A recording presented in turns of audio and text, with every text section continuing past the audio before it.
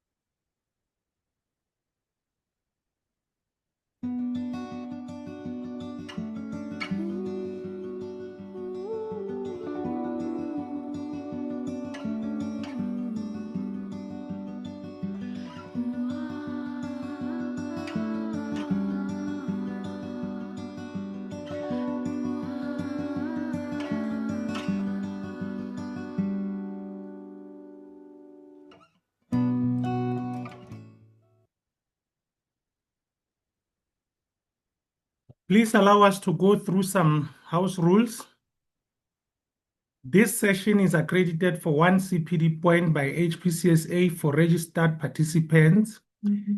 Kindly please drop your HPCSA number, full names, and email address in the chat box to register for CPDs. For those who are not registered with HPCSA, an attendance certificate will be issued to demonstrate your growing knowledge capacity in areas covered by our platform. Please keep yourself muted at all times to avoid interrupting the presenters. Disruptive attendees will be removed from the webinar and will not be able to join again. This session's attendance will be monitored for its entire duration to ensure full attendance. Kindly please ensure that you do not join using nicknames and handset device names to be properly identified and allocated your points. Each session will be podcasted on YouTube for long-term education and training purposes. We have realized that a lot of colleagues go back to our YouTube page to recap on the information that may have been missed during our sessions. We also urge you to post your questions on the video platform to continue empowering colleagues who will always be able to access our learning material. The link that you have used to join this session is a recurring link and can be used every month until the end of the year. Participants will be allowed to ask questions or comment after each session. Questions can be posted in the chat box anytime during or after the presentation. Our sessions are multidisciplinary in nature and meant to empower colleagues from different professional backgrounds. Kindly please be patient during moments when we discuss topics that may not be relevant to you but others. Colleagues, sit back and relax. The webinar is about to start. In today's session, we discuss occupational skin disease, and then we'll go through the COID process for claiming for occupational skin disease in the workplace clinics that we are employed at. And then we'll have a question and answer session afterwards. On the 9th of August, we'll host a medical surveillance refresher webinar under the following details. The topic of the day will be food handlers medical assessments. This will be a 3-hour session that will be presented live for 3 CPD points. The registration will cost 250 for this, for those who want to receive CPD points, but could also be audited for free by anybody who are just looking to gain knowledge. Details and registration link can be obtained from ohesa.dlp@gmail.com. I repeat, ohesa.dlp@gmail.com, or on WhatsApp. The WhatsApp number is 064 520 3301.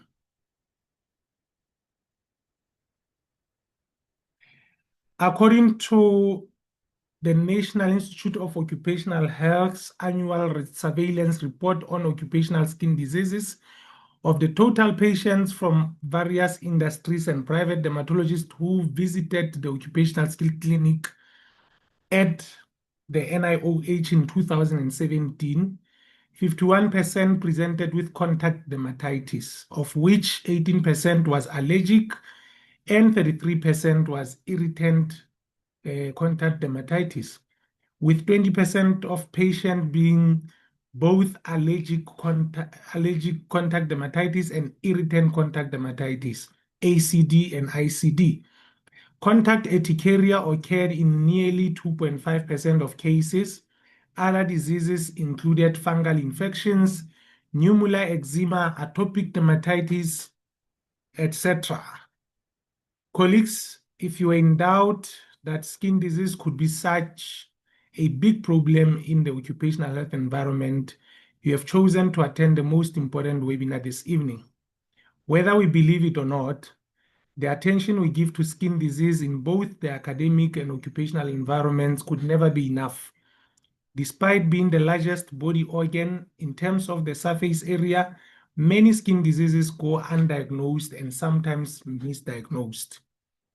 To share his wisdom with us this evening, please join us in welcoming Dr. Hlonolo Makgakge, who is an executive director at Epicuity Skin Range, as the CEO also of the South African Institute of Dermatology. He is an accomplished author of many books, including a dermatology textbook used in pre- and postgrad level at various universities. Dr. Makgakge is also a senior lecturer at the University of the Free State in dermatology. As a skin specialist, he encounters a wide variety of skin disease. His passion lies in treating skin diseases, advancing health education on and ongoing research as a PhD candidate, particularly in the African setting. He holds MBCHB from University of the Free State, Master of Medicine in Dermatology from the same university, Dermatology Fellowship from South African College of Medicine, Diploma in HIV Management from the same college, postgraduate diploma in formulation, which he obtained cum laude from Northwest University. Dr. Makgakge, are you here? Hey, good evening, sir. I'm here. Thank you so much for having me this evening. Thank you very much, Doc. Please enrich us with your wisdom. I'm going to allow you to share your slides, and you may proceed immediately afterwards. Thank you so much, sir. Okay. Can you just confirm that you are seeing my slides? Yes, Doc. Please go ahead. Okay. All right. Thank you so much, Dr. Mkwanazi, for having me. I am a follower of your work, and once in a while, when time allows, I do log in myself. And the work that you do in occupational health is quite fascinating. And I see your passion in growing the field that is in many ways quite marginalized. Maybe I always complain that dermatology is marginalized, but I think we share the same issue, you and I, in that occupational health and safety is not something that we think of on a day to day. Only until problems come do we think, do we have good policies in place, and are they relevant and up to date and such. So thank you so much for having me, and to the many colleagues who were able to join in today. I know despite your very busy schedules, you made time. I truly appreciate it. So, without further ado, colleagues, we do know that occupational health and safety speaks on issues of hazards and loss of earnings and such legal issues. So, I think it's quite a good topic to have. Certainly, in the Skin Atlas, we do have a chapter just on occupational health. Because I thought it was quite befitting that it needs to be highlighted. Certainly, also to marry the role of dermatology and also occupational health. As Dr. Mukwana has said, the skin being the largest organ of the body, it tends to get quite a lot of exposure in a lot of occupational diseases. So, occupational health disease are conditions that are basically caused or worsened by exposure in the workplace. We do know, colleagues, that contact dermatitis are the most common. I remember in my days as an intern, would get a lot of contact dermatitis at that stage in that time. And it just highlights to you how common it is. And today's topic, we're going to delve a lot on other conditions, but we're going to touch briefly on contact dermatitis as well. And we know that with contact dermatitis, it can be all sorts of things that people can be allergic to. Latex gloves can be in there, all sorts of solvents that they use, cleaning material and such. So it's quite important to be able to identify those. And then we do know that that's basically the main reason I'm here, that it's a multidisciplinary approach.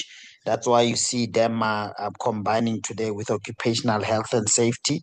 And then we do know that there are issues with hazards and occupational issues. So that the role that we are tasked with, really, colleagues, is to promote as much as possible preventative measures to be able to identify hazard, ideally pre exposure, but then once the exposure occurred with its adverse events, to be able to promptly respond to that as quickly as we possibly can. I think that is the crux of why I'm here this evening. So, without further ado, contact dermatitis, as I said, is quite common. And then we do know that it's a type 4 hypersensitivity reaction, in that you can get a small exposure one time, it will probably have a reaction. And then later on, you find that the next time you get an exposure again, it becomes quite severe, to a point of actually going even beyond the site of contact as well, denoting sometimes the need for patch testing.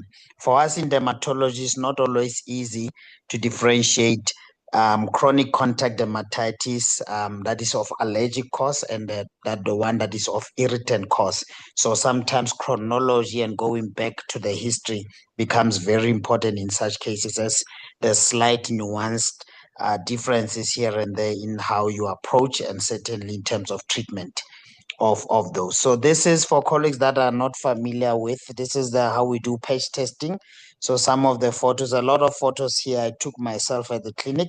So this one, I was doing a patch test on a gentleman who presented with contact dermatitis of otherwise unknown cause. It was an allergic contact dermatitis. That's the one that is quite suitable for patch testing. So then we'll take all common allergens. So we'll then put a little bit of them at his back, and then we look at what happens 24 hours later, 48 hours, and 72 hours later.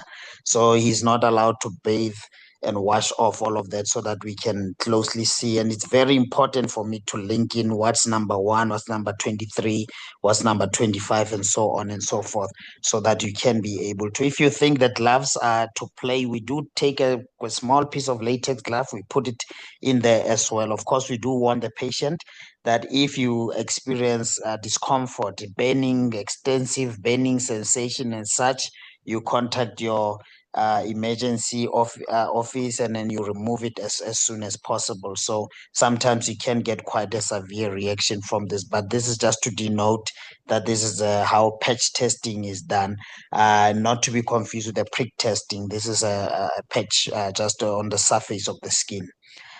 This is a lady that presented with, she was recently, perhaps not necessarily occupational, but just to show you that sometimes it can be something that happens to a lot of us who wear glasses.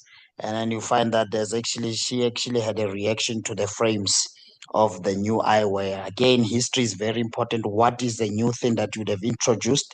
And then as you can see there, this is what we call a subacute contact dermatitis of allergic or subacute allergic contact dermatitis, denoted there with some crusting and also scaling there that we see for this lady. So once again, it's important to identify the cause, remove the cause, and then dermatologist will then look in treatment just to calm everything down.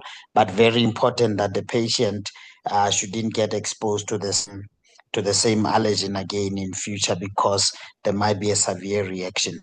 Irritant contact dermatitis, very much similar to allergic contact. It's just irritant tends to be more diffuse, and then it's caused mostly by allergens that we know that are quite corrosive, not only for specific particular patients, but for a lot of us. Think of battery acid, for example, that can actually cause quite a significant reaction.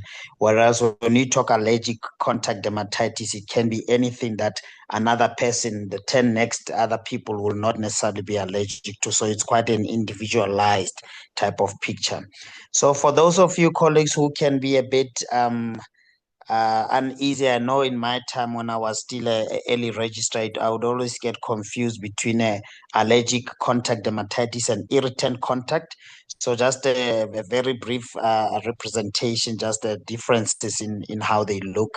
The one thing is that allergic contact would be itchy, whereas the other one, the irritant, would be more burning. And then we do know that patch testing is more centered towards allergic contact dermatitis. And then the lesions tend to be more weeping, more wet, acute reaction with allergic contact dermatitis, which would make sense because it's not an irritant that would be causing that. So the morphology would be more telling. And to be fair, it gets easier once you get more exposure to it. So for us in dermatology, we're quite used to this. We see them weekly. So it becomes much easier for us to be able to differentiate. It's only once they get to be the chronic allergic dermatitis and chronic irritant, sometimes it can be very difficult to distinguish between those two.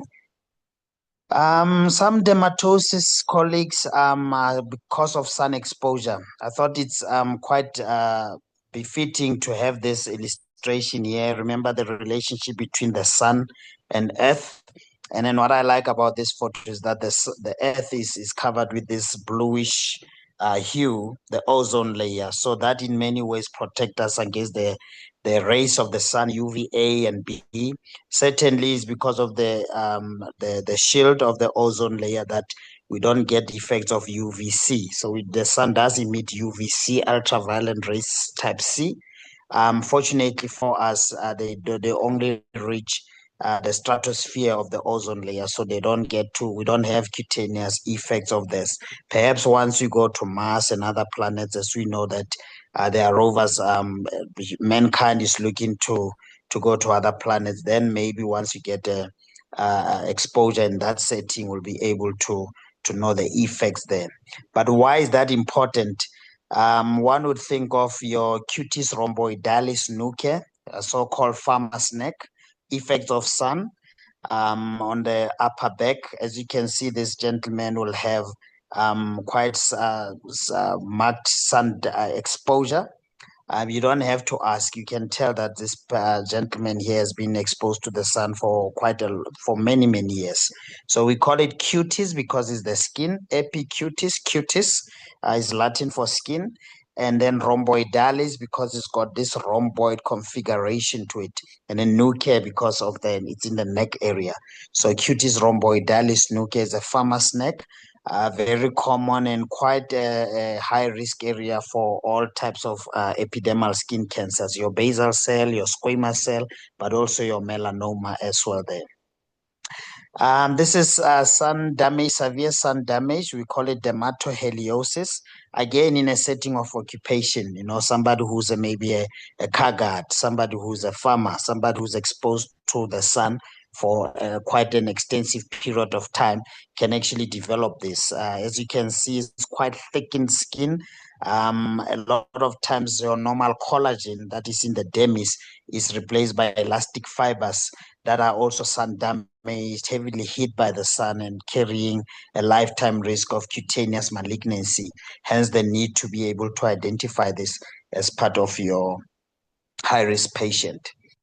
This is just another illustration photos I took from the clinic just to show you a person who has been exposed to the sun for a long time. See how marked, looking at the first photo on my left, the inner thigh is chronological age to be perhaps a 65-year-old. I don't quite remember how old the gentleman was at this time, but let's say he's somebody in his 60s. But then when you look at the arm there, the forearm, you see that we actually have somebody who's in the late 90s in terms of the age. And so sun effects is that it actually affects aging process of the skin. So you look older than what your actual age is. So that's what we call dermatoheliosis or photodamaged skin. As you can see, even with this gentleman here, look at the difference between the arm and the forearm, just because of photo protection, mostly because of the short sleeves of clothing, just to denote. And why is this important? Is because the site that is affected there is a high risk for cutaneous malignancies. Colleagues, everybody knows basal cell cancer. It's a rodent ulcer, rodent in a setting that it looks like there was a rat of sort that came and ate up there. It's got these elevated edges, it's got peeliness about it, it's quite shallow, and then it's quite nicely dry. And then it's also in a sun exposed area in somebody whose occupation says he's going out there quite a lot into the sun, ideally somebody who hasn't been using a good choice of sunscreen or using sunscreen at all. So basal cell cancer can actually be an occupational dermatosis because of the occupation that the patient carries. Sometimes can be quite extensive. As you can see, this gentleman here on the forehead on my left, we appreciate with him that you get that the surrounding skin has got solar lentiges. So that in itself tells you that this is a high risk patient. Is already a forehead sun exposed, but then you also see that there's multiple solar lentiges, as you can see, and then it's somebody who's advanced of age, as you can see, judging from the grayness of the hair. So he's got multiple risk factors. A lot of times it's cumulative history. So history taking becomes very important in that. What do you do? Why is that important? Because it warrants us to follow him up for long term, if not lifelong. And then this will be somebody who would have been a farmer from early 20s, in their 30s, and now they're elderly. And now this is the time now when skin cancers are coming out. So it's very important to see if you cannot, perhaps not prevent the damage that has already been caused, but certainly be able to identify the complications that would have come as a result of the chronic sun exposure. And sometimes basal cell can be quite extensive, as you can see with this gentleman here on my right. And then they will present quite late with this huge mess that you can see. And this is not the worst that we see. And occupation becomes very important, not just to look at the malignancy itself. This gentleman was from the Eastern Free State.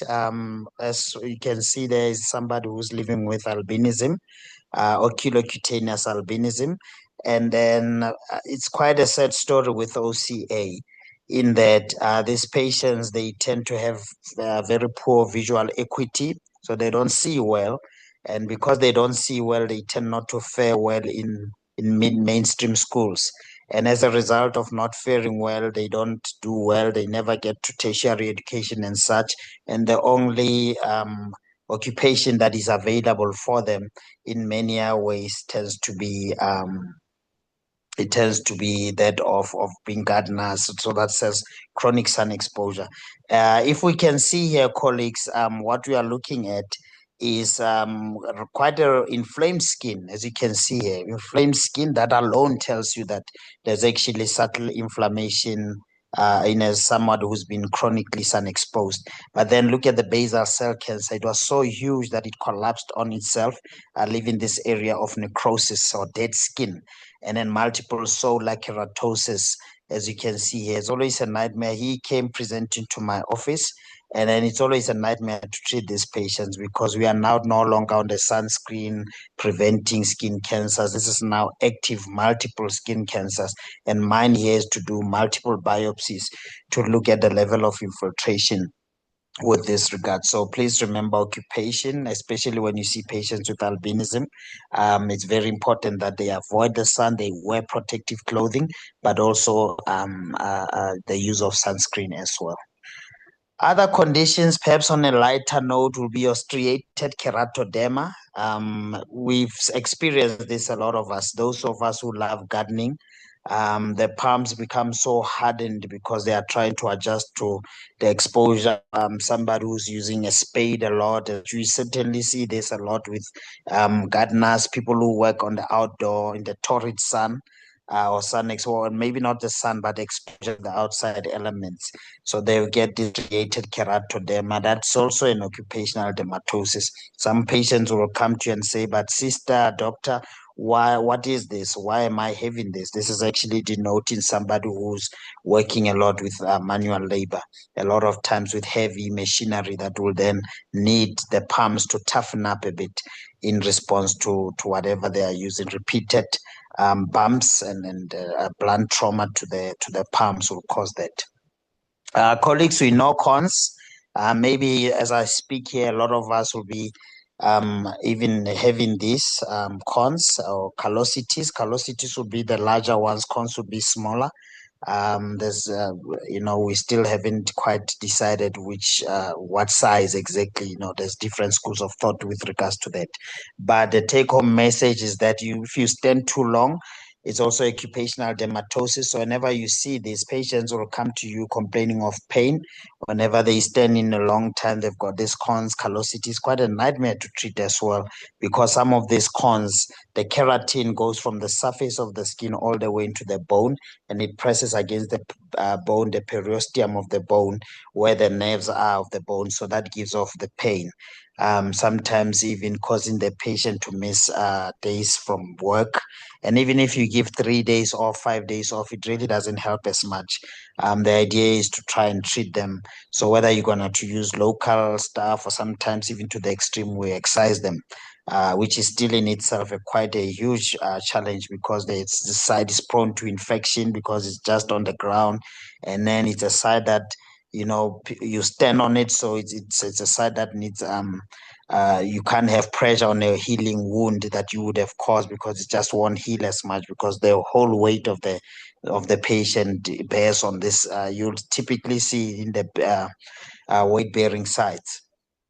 So this is what we typically get with theater scrub nurses, especially cardiothoracic wards, or theaters where the standing is a long time, domestic workers, cashiers where they are not allowed to stand, security work, stuff like that. So wherever there's an occupation where you stand for a long time, a lot of times this will then become as a result and complicate into that.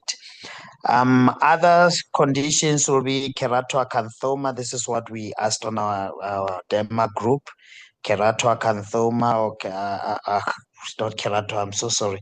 Acanthoma fissuratum. Keratoacanthoma is completely something else. But acanthoma fissuratum, this will be typically because of repeated use of eyewear, especially once the padding of the eyewear is worn out. So the one thing that you can do is to replace the padding. Sometimes I love my glasses. I've been using them for years. I just change the frame of the glass. on maybe not the frame. I keep the frame and I just change the glass itself. But remember, the padding sometimes can be worn out. Not only the padding, the actual padding on that sits rest on the bridge of the nose, but also on the that groove, that auricular groove there, that can actually cause acanthoma fissuratum. So that can also be an occupational dermatosis in that setup. We do know about Verruca vulgaris, butcher's wart. It's just a common wart. We typically get it in the people who work in butcheries a lot, to a point where it's called a butcher's wart. So please be on the lookout for that. It will typically have these micro bleeders that you can see there, that you know that you are dealing with Verruca vulgaris, or just a common wart. Verruca just means it's warty. If you feel it there, the surface is warty. Vulgaris is just a common type. So if I have acne vulgaris, I have the common type of acne. So Verruca wart, that is the common type, Verruca vulgaris. Colleagues, I thought just as a parting shot, I would end off on chronic venous insufficiency. And we do know with chronic venous insufficiency that it's as a result of the backward reflux of blood. Basically, the deep venous system has got an issue with the valve. The valve is not functional, it's an incompetent valve. And unlike the valve in the heart, your mitral valve, your tricuspid valves, where we can actually send the patient for replacement and such, these ones, there's not really research has proven to not have good results until whenever we replace this. So basically what then happens is that blood goes into the veins, into the legs via the vein. But the problem is the draining, the return of the blood back into the heart so that we can exhale becomes a huge problem, to a point where there's congestion of blood. So first sign of chronic venous insufficiency would be swelling of the legs, especially for patients who stand for long duration, but also obese patients and such. There are many other family history, many other contributing factors, but certainly the one thing that is also quite key, certainly if not the cause, then it worsens, is standing for a long time. So this is what will then happen there. You get red blood cell that then extravasates outside the normal blood vessel, the normal veins, and then it goes into the tissue. And then it causes this hemosiderin that then sits on the surface, and then the overlying epidermis becomes unhealthy, and then that's as a result you get this what we call a chronic venous ulcer. As you can see here, a lot of times chronic venous ulcer will be in a setting of varicose veins, will be in a setting of this hyperpigmentation there, and then it will have depth of different types, different granulation types, and all of that. But please remember, whenever you see a patient with chronic venous insufficiency, occupation becomes very important in that regard. So the risk factors, as we said, it will be your family history, obesity, diabetes as well comes in there, but colleagues' occupation becomes very important in that setting, to a point where you can actually either write a letter to the supervisor, or sometimes I would even recommend the patient to either change occupations or change where they are working, or maybe even sometimes you give them a SASA letter. At the time when I was still quite active in dermatology, that's what I would do. I would motivate that they get a disability, because the more they go out there and work under such circumstances, the more they stand, the harder it is for the blood, the venous return to normalize in this setting. So that just worsens the conditions this condition that will otherwise have no fighting chance over. Just to show you the extent, it can be quite extensive, and then it's really to a point where once it looks like this, in any case, chronic venous insufficiency, we typically give half a tablet Disprin, because we do know that the blood flow is quite sluggish in any case, because you don't want your patient to have pulmonary embolism and then DVTs and such as long-term complications. But the more chronic concept complications would be your sepsis. As you can see, this wound here on my left has got this greenish tinge. That denotes that it's got a pseudomonas super infection on it, or this colony by pseudomonas. So it's quite a very debilitating condition to have. A lot of us would have gotten exposure to a patient with this as well. Sometimes it can be quite subtle. As you can see, just hemosiderin pigment. This is not melanocytic pigment. This is red blood cells. Once they die off in the tissue, in the stroma, because they would have escaped, then you get this hemosiderin hyperpigmentation there. And then sometimes this is what you typically get. Another risk factor will be pregnancy. But then this is what you typically have. Somebody will come and say, Doctor, I didn't have this. And then until I had my firstborn or secondborn and such, once again, is because of the hemodynamics that became sluggish as a result of pregnancy there. So please remember, chronic venous insufficiency sometimes doesn't lead to ulcers, but then you can still see the signs of that. Certainly, some occupations can worsen, if not cause that condition. Chronic paronychia, we see theater scrub nurses, people who work with water a lot, and then you see this erythematous ring on the distal aspect of the finger. Sometimes it can involve more than one finger with secondary dystrophy of the nails. So that tells me that this is candida at play. Candida likes moist areas, so that's why it thrives under water, and then it thrives as well to a point of actually eating up the keratin of the nail. As you can see there, the nail itself is eaten up. So treatment for this, antifungals, terbinafine would be a drug of choice, but certainly even your normal diaflucan does the work quite beautifully, so long as it's candida and it's not onychomycosis that is caused by tinea. So one has to just differentiate between those, and this will be typically in an occupation setting. But more than anything, you want to look into the occupation aspect of things for this patient. Just as a parting shot, colleagues, Majura foot or mycetoma, typically see in gut. I think I saw about 10 or so in my registrarship time. In dermatology, you do residency for 4 years. So I saw about maybe new patients with this. All of them were gardeners. You know, a lot of them gardeners, and then for some reason they would walk barefoot, they've get thorns. So some of these thorns will have all these species. Sometimes it can be E. coli, Klebsiella, staph, but sometimes it can be other organisms that would still result in the same type of foot, which is quite a nightmare to treat this condition here. But we call it a Majura foot, and then these patients will typically come with one leg that's got the one foot with a shoe on, and the other one, I mean, for practical purposes, you can never wear a shoe on this other side because the foot is so, it's tough, it's indurated, it's swollen. No matter what we do here, prognosis in terms of full recovery is very poor, to a point of having these destructive changes. As you can see here in the middle of the patient here, things can be quite destructive there, to a point of joints becoming deformed as well. Dr. Mkwanazi, as a parting shot, STI as an occupational disease, I wasn't really sure where to stop, because remember, in European countries, prostitution is legal. And strictly speaking, then if somebody is a sex worker, that is their occupation sometimes in more liberal countries. So just keep everything in mind. Perhaps in South Africa, it's still illegal, but for some people, they still do it as part of their occupation.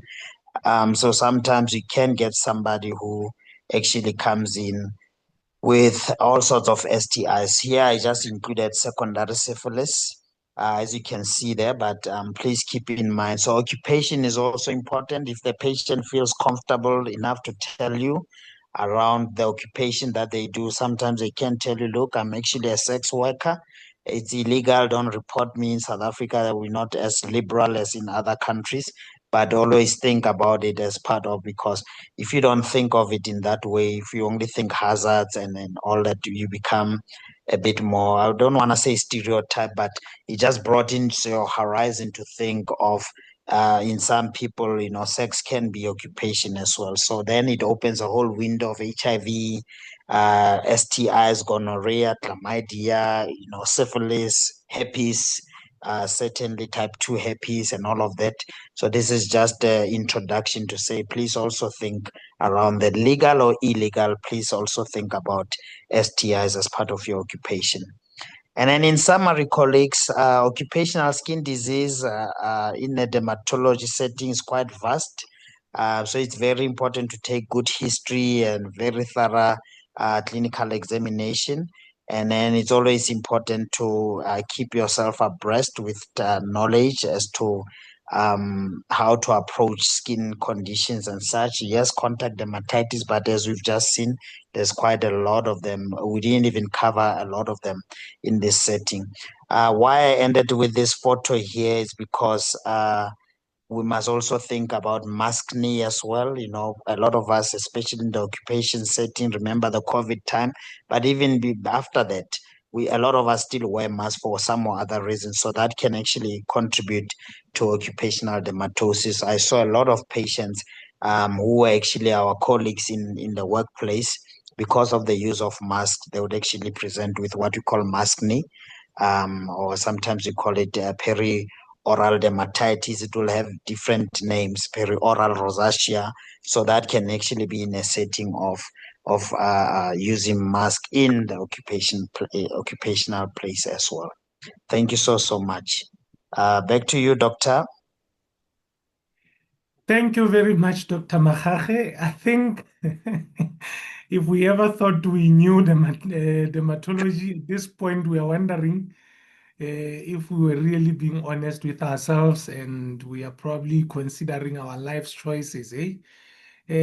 Doc, if you would allow me to just go through the one document that we normally use as an instruction to notify the compensation fund of occupational skin disease, particularly contact dermatitis, then we'll allow questions after that. Is that okay, Dr. Makake?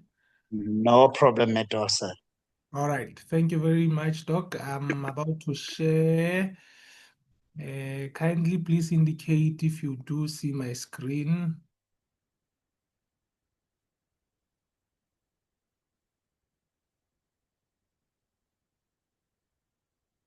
Okay, I have it here.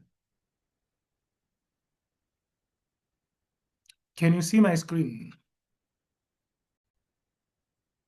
No, we still can't see. There we go. There we go, sir. All right. Okay, colleagues, for those colleagues who are active within the occupational health environment, we know that from time to time we get patients presenting with dermatitis, and I just wanted to remind you that we do have a circular instruction. There's probably a newer version of this called instruction 181. We'll make a common reference to instruction 171, which is an instruction on how to deal with noise-induced hearing loss in the workplace. So instruction 181 particularly addresses the process of claiming for contact dermatitis, occupational contact dermatitis. I'll just go through the chapters quickly.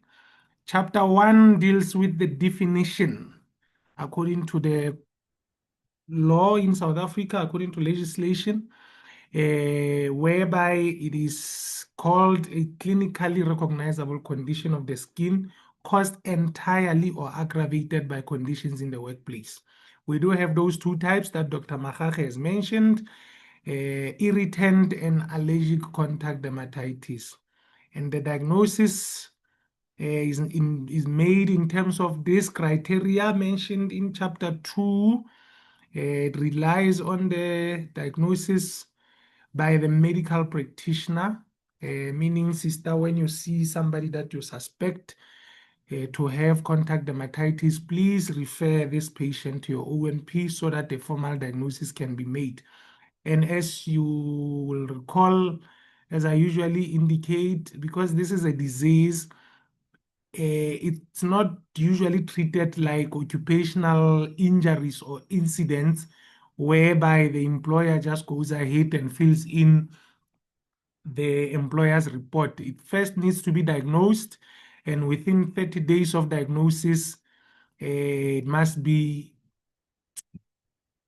registered with the compensation fund. So meaning we'll diagnose the condition first. After it has been diagnosed, then will inform the employer to issue a employer's report. Full occupational history is important, specifically physical, chemical, and biological exposure. Occupational exposure to a known causative agent is also important in the workplace. And remember, amongst the forms that we normally use, there is an exposure history form. And this is where you'll indicate that. A confirmatory skin test, as Dr. Makhache has alluded, will be appropriate or will be required where it is necessary. And the opinion and confirmation of the diagnosis by dermatologist when dermatitis is recurrent or resistant for more than 6 consecutive weeks. Chapter 3 deals with the impairment, what they describe as impairment. And then you have the score there that indicates certain parts of the body that could be affected, and you score them according to the distribution area of dermatitis. And then, colleagues, I'll remind you that this document is available freely online on the Department of Labor's website.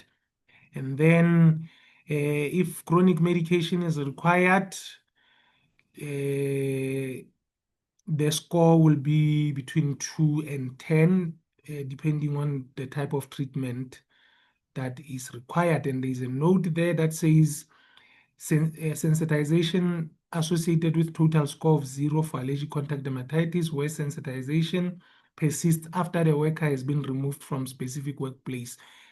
And there is no impairment and there is no need for medication. A permanent disablement of 10% shall be awarded. Remember, our approach in occupational health and similarly in environmental health is that we will first remove the offending substance in what we call elimination before we consider substitution, engineering controls, administrative controls, and PPE. This week I think from last week, I saw a patient that developed contact dermatitis as a result of safety boots. You know, you have these safety boots that have a rubber, I think it's a rubber portion on the side around the lateral and the medial malleolus that enables the boots to stretch, because the boots are not equipped with laces. You know, these laceless boots that have rubber on the sides. I saw a patient that is actually dealing with contact dermatitis as a result of that exposure. And unfortunately, this is a lady, and you know, your ladies like to wear their high heel shoes and exposing shoes. And obviously, this will be a serious problem for them. Benefits that are available in chapter 4 of this document: temporary disablement, like most diseases, permanent disablement, following the criteria described there, medical aid. This is when you are not compensating the employee herself and you are treating them for up to a period of 24 months. You are treating the condition. This is the commonly administered benefit. And then death benefits. Obviously, reasonable burial expenses with dependents' pensions that may be payable where applicable if the employee dies as a result of contact dermatitis. I'm assuming it would have led to secondary infection, and specialists such as Dr. Makhache would have to substantiate there. And the summary of impairment scores that will be followed from 1 to 31. And then chapter 5 deals with the reporting. As always, we'll describe the forms. These forms are different from your typical injury forms. So we have WCL1, which is employer's report, typically only submitted once the diagnosis has been made by the medical practitioner. And then we have WCL14, which is notice of occupational disease and claim for compensation. We have first medical report that would be completed by the doctor or the dermatologist in this case, with final medical report that also serves as progress medical report, WCL26, that is also completed by the doctor. And one of the most important forms again is WCL 110, which is exposure history, and any other evidence that can prove that the employee has been subjected to contact with certain offending agents. Occupational hygiene reports would also come in handy. I saw we have an occupational hygienist amongst us tonight, and any other reports, safety audit reports, anything that will support the case as evidence that the employee has been exposed. And then results of acceptable special tests such as patch tests or investigations carried out by a medical practitioner, and an affidavit by the employee or an employer. If the employer cannot be traced or employer will not timeously supply WCL1. There is also I forgot what form it is called. It's called the dermatologist report. I'll try and post the number in the comment section of the YouTube video that will post, but there is a dermatologist report. So if you're going to refer your employee to a dermatologist, please remember to ensure that sorry, I just need to charge my device. Please remember to ensure that the dermatologist completes this form, as it will help with this patient's case. Remember, the biggest challenge that we are facing with occupational diseases is that they get rejected 99% of the time, either because of missing documents or evidence or something like that. And then finally, the claim processing, where the compensation commissioner will consider this case upon liability of all claims. The medical officers in the office are responsible for the medical assessment of the claim and for the confirmation of the acceptance or rejection of the claim. Sometimes these medical practitioners do not exist, and that's where I'll leave it. Dr. Mahachi, are you still there? I'm still here, sir. All right. Doc, I wanted to ask you about two ingredients that we commonly find in some of these formulations. I know Epicutis has one of the products with cannabis oil in it, the cream to be specific. And I think I've also read one of your articles on shea butter. Can you please elaborate on the use of this and the potential benefits that we may get? I'm asking for all the ladies who are in attendance. Okay. Yeah, no, great question, sir. So we do have formulation where we actually combine both, perhaps for the synergistic role of the two. But shea butter is a natural moisturizer. There's a very huge market in Ghana. That's where a lot of the world could get their shea butter, a lot from Ghana. It's found there. So it's got huge potential. It certainly is an anti-inflammatory, is a natural anti-inflammatory as well.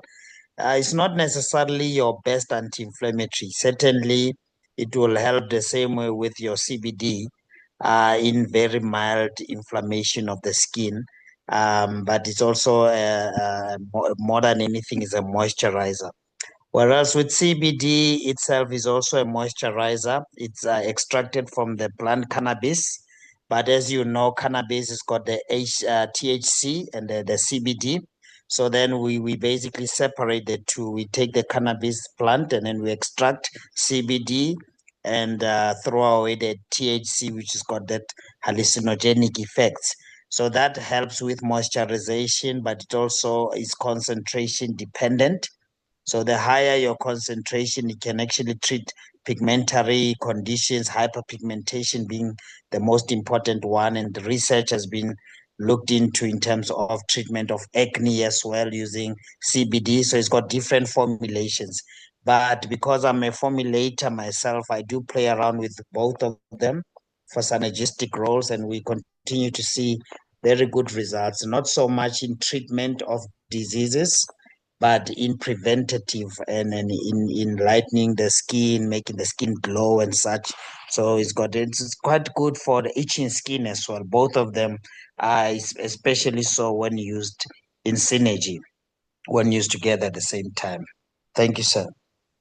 Thank you, Doc. I have a question here from Sue Ellen Boya, who is an occupational therapist by profession.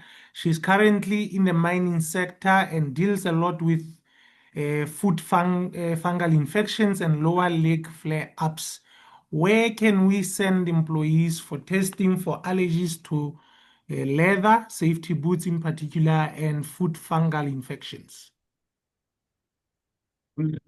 Food fungal infection, I would want to know because allergies and fungal infection can look very much similar. So, contact dermatitis of the feet and fungal infection, specifically tinea pedis, they can look very much similar. So, I would say the go to place would be a dermatologist. If not a work area, then they must actually outsource. And for them to be able to differentiate, is it really a contact dermatitis or it is just a fungal infection, as you say, because they can look very similar and they can overlap as well. So your dermatologist will be your go-to specialist in that regard. And then I have one from Jabulo Mlambo. Chronic paronychia. How long can you give terbinafine? Chronic paronychia, you give terbinafine for 3 months. For chronic paronychia, although you can treat, I would want to see it first. To what extent has it affected the nail? We normally have a rule of thumbs to say if it's more than 50% of the nail plate affected, then you go 3 months of terbinafine.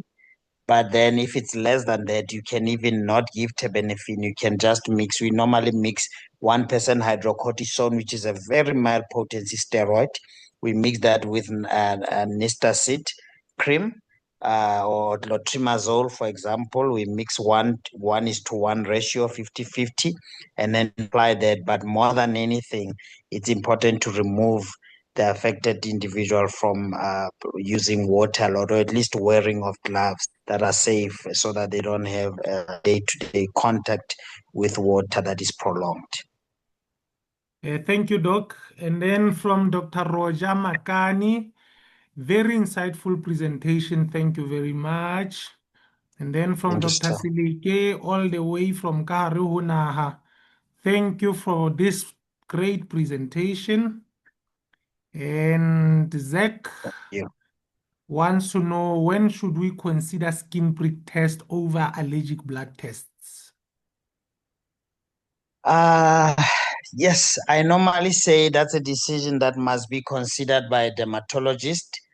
Why I say that, because strict skin prick test, even though we go subcutaneously, it can have quite a severe reaction to a point of your anaphylactic type 1 hypersensitivity reaction. So when push comes to shove, it will be ideal that it's done by a dermatologist. But just to answer that, a very simple answer to that will be, if you have an allergic photo reaction. Allergic photo means that I take a drug that like enalapril. That can also be a very strong photosensitizer, doxycycline, systemic retinoids. So basically, these are efavirenz as a ARV drug. So then you can take that and then you can actually react to that extent. So photosensitizer, uh, because it's systemic, sometimes you want to see what happens if you go just beneath the skin in terms of that. So, but I would say, just to give a very simple answer, there would be that's a decision that is in an ideal setting needing to be made by dermatologist. So the idea is to be able to identify that this is actually an allergic reaction, and then dermatologists will then decide if this warrants even a patch testing, because as I said, your allergic contact dermatitis needs pest testing, but not your irritant type. So it's very, I would say rather let's refer such a patient. Thank you very much, Doc. And from Sister Aleta, thank you for the informative session. And then Dr. Elias Shabangu, I think all the way from Pumalanga. WCL 53 is the dermatologist report. Please, when you refer a patient to the dermatologist, please make sure you enclose this form to be completed by the dermatologist, because sometimes if you don't and the employee gets consulted and comes back without it, when you resend them, they might be required to pay again, or sometimes it might take time before they secure another appointment. Mr. Katleho Mukwena, from here in the Val, what an amazing exposure into skin or dermatology effects due to occupation. Regarding X-rays or radiation sources, I'm aware of high dose resources will have effects on the skin, ranging from medical issues, medical uses of X-rays and industrial. Have you been exposed to patients with these problems? And thank you for an informative presentation. Doc? Not really much, sir. I must say, maybe it's because I'm based in Bloemfontein. We don't really have really. We're not a primarily manufacturing site. Certainly, there's not really a plant with radiation, but I would think sometimes in areas and cities where there's exposure to such, maybe it's a factory, it's a local plant, whatever they do there, certainly the incidence and prevalence will be higher in those sites. But here, to be honest, I have textbook knowledge, but not so much knowledge in terms of my own experiences. I don't have extensive experience in that regard. Thank you very much, Doc. From Cindy O'Brien, very informative. Thank you. And then this is the question that we had from, I think it was Sue Ellen that we have covered. And then she says, thank you very much. And on that parting note, Dr. Machache, please share with us some of the products you have managed to produce as Epicutes and your final closing remarks say. Okay, no, thank you very much. So our plant is based here in Bloemfontein. Please visit our website, www.epicutis.co.za. We are now listed with Pick and Pays across Free State. In the Val, we are in Sasolburg. There's a Pick and Pay QualiSave there, but we are in Kronstadt, both Pick and Pays in Kronstadt. We are in Velcom Spas. We are in most Pick and Pays in Bloemfontein. We are now onboarding in Lesotho. We are in Harrismith. So the idea is to cover as much of Free State as possible, and then hopefully this time next year we'll be in Gauteng as well as a province. So products are created by skin specialist myself, and then available for all skin types. Those of you who would like to support, you can do so online. You just go to shop and you click and you give us a try. Your support means a great deal because it helps create jobs. We do train interns, we've got permanent staff. And yeah, that's all that I can say. And follow us on social media as well. And then with regards to today's talk, thank you so much for having me today. I think this was a good session in that it shows how dermatology can really range even at the point of occupational, because being the largest organ of the body, you get exposure of all sorts, from STIs to occupational to pediatrics. So we cover a lot of things in dermatology. But so today's session was quite enjoyable for me to prepare. It's normally very difficult to now decide how much deeper do you go into a certain subject, what do you leave out, because time is always a factor that one has to keep in mind. But thank you so much, Dr. Mkwanazi, for having me, and thank you for the colleagues for making time to listen to today's talk. Thank you so much. Thank you very much, Doc. And in the next session, the last Thursday of August, Please take some Panados and Comprals and Disprins, as we'll be discussing the biggest headache in occupational health, that is reasonable accommodation. We'll be asking the question, is it the same as light duty? What is the difference between the two? On that note, colleagues, enjoy your evening with your families until we meet on the 9th of August. Good night.